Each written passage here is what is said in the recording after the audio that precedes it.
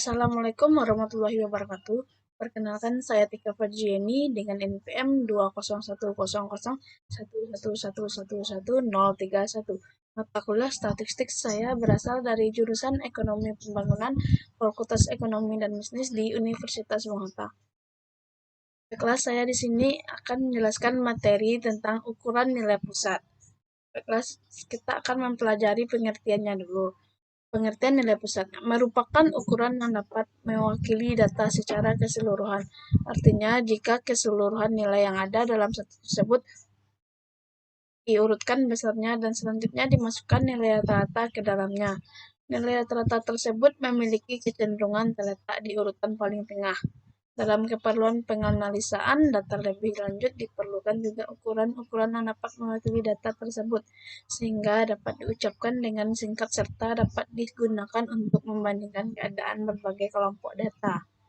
Nilai tunggal yang dianggap dapat diwakili keseluruhan nilai dalam sebuah data dianggap sebagai rata-rata atau averages dikarenakan nilai rata-rata itu dihitung berdasarkan keseluruhan nilai yang terdapat dalam data yang bersangkutan. Ada pula sifat ukuran nilai pusat. Ada sifat-sifat mean. Nilai rata-rata hitung dipengaruhi oleh observasi atau pengamatan.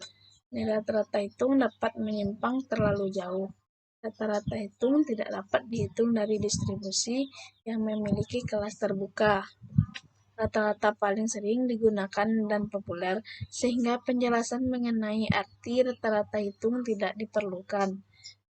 Jumlah dari penyimpangan semua nilai pengamatan dengan nilai rata-rata hitung sama dengan 0.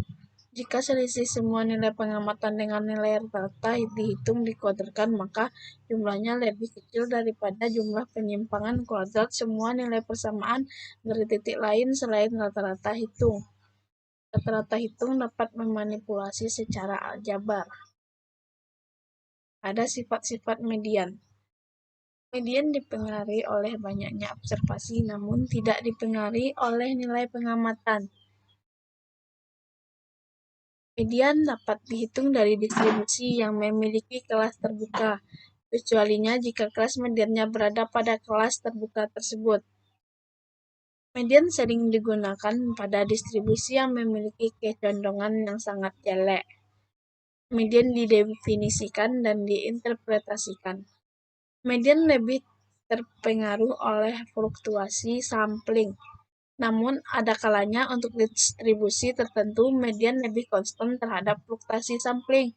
Jumlah penyimpangan nilai-nilai dari median lebih kecil daripada jumlah penyimpangan nilai-nilai dari titik yang lain.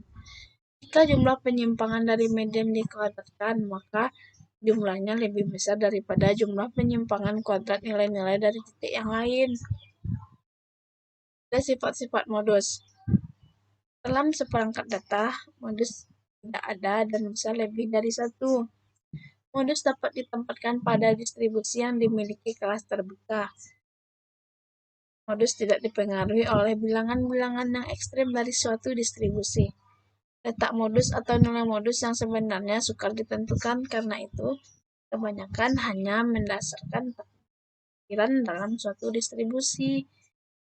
Hitungan modus tidak didasarkan pada seluruh nilai pengamatan, tetapi didasarkan pada individu yang berada pada titik tempat terjadinya pemusatan yang terbanyak. Untuk perhitungan secara aljabar lebih lanjut, modus tidak dapat digunakan. Jenis dan macam ukuran nilai pusat. Ada mean. Definisi penjumlahan nilai data pengamatan dibagi jumlah data pengamatan. Rata-rata hitung atau mean. Rata-rata hitung mean ini merupakan nilai rata-rata dari data-data yang ada. Terdapat dua cara rata-rata hitung, yaitu rata-rata hitung mean data tunggal dan rata-rata hitung data berkelompok. Untuk data berkelompok, rata-rata hitung atau mean dihitung menggunakan 3 metode. Metode tersebut ialah metode biasa, metode simpanan rata-rata, metode coding. Adapun rumusnya, data tidak berkelompok, inilah rumusnya. Mean sama dengan N sigma 1 sama dengan 1 per N XI. Data hasil pengamatan sebagai berikut. 59, 62, 60, 65, dan 55. Maka meannya. Mean sama dengan 59 tambah 62 tambah 60 tambah 65 tambah 55 per 5 sama dengan 60,2.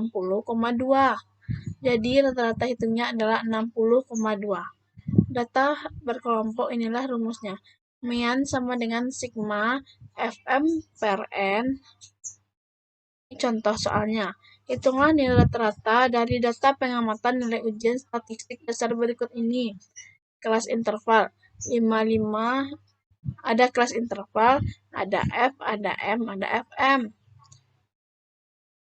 Kelas interval 55 sampai 61, F-nya 8, M-nya 58, FM-nya sama dengan 464. 62 sampai 68, 13, 68, 848, 69 sampai 75, 2, 72, sama dengan 144, 78, 82, 9, 78, 711. Inilah jumlahnya 40, F-nya, FM-nya 2873. Dari tabel tersebut, maka meannya sama dengan sigma Fm per N sama dengan 2873 per 40 sama dengan 71,825. Jadi mean atau rata-rata hitungnya adalah 71,82. Ini median. Definisi, ukuran rata-rata yang ukurannya didasarkan pada nilai data yang berada di tengah-tengah distribusi frekuensinya. Median merupakan nilai tengah dari data yang ada setelah data diurutkan. Median ialah rata-rata apabila ditinjau dari segi kedudukannya dalam urutan data. Median sering pula disebut rata-rata posisi. Median dibedakan menjadi dua kelompok, yaitu median data tunggal, median data berkelompok. Data tidak berkelompoknya, langkah-langkah. Urutkan datanya atau ascending. Tentukan letak median. Tentukan nilai median. Inilah rumus median. LME sama dengan N tambah 1 per 2. ME, nilai data pada posisi keletak median contoh 1. Data hasil pengamatan sebagai berikut. 2, 4, 2, 8, dan 5. Maka setelah data diurutkan menjadi 2, 2, 4, 5, dan 8, LME sama dengan 5 tambah 1 per 2, sama dengan 6 per 2 sama dengan 3, ME sama dengan 4. Contoh 2-nya. Data hasil pengamatan sebagai berikut. 2, 4, 2, 8, 1, dan 5. Maka setelah data diurutkan menjadi 1, 2, 2, 4, 5, dan 8. LME sama dengan buka kurung 6 tambah 1 tutup kurung per 2 sama dengan 7 per 2 sama dengan 3,5. ME sama dengan 3 atau 2 tambah 3,5 kurang 3 per 4 kurang 3 tambah 2 kurang 3. Data berkelompok rumus LME sama dengan N per 2. ME sama dengan TKB tambah LME kurang FKKB per FKKA kurang FKKB tambah CI. Contohnya ini tabelnya, tentukan pertanyaannya, tentukan nilai mediannya. Jawab. LME sama dengan N per 2 sama dengan 40 per 2 sama dengan 20. ME sama dengan TKB tambah LME kurang FKKB per FKKA kurang FKKB tambah kali CI. ME sama dengan 61,5 tambah 20 kurang 8 per 21 kurang 8 kali 7. ME sama dengan 67,96154 sama dengan 67,96. Jadi, median atau nilai tengahnya adalah 67,96. Modus. Modus ialah nilai yang paling sering muncul dalam data modus, sering ditulis singkat atau disimbolkan dengan MO. Sejumlah data bisa tidak memiliki modus, mempunyai satu modus disebut dengan unimodal. Mempunyai dua modus disebut dengan bimodal atau lebih dari dua modus disebut dengan multimodal. Modus dibedakan antara lain modus data tunggal dan modus data berkelompok. Data tidak berkelompok, contoh, data hasil pengamatan sebagai berikut. 6, 8, 7, 10, 11, 12, 15, 12, 11, 12, 6, 6, 12, 7, dan 12. Maka modusnya adalah 12 atau muncul 5 kali.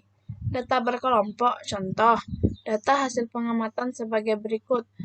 8, 7, 10, 11, 12, 15, 12, 11, 12, 6, 6, 12, 7, dan 12. Maka modusnya adalah 12 atau muncul 5 kali. Rumusnya MU sama dengan TKB tambah D1 per D1 tambah 2 D2 kali CI. Contoh kelas interval.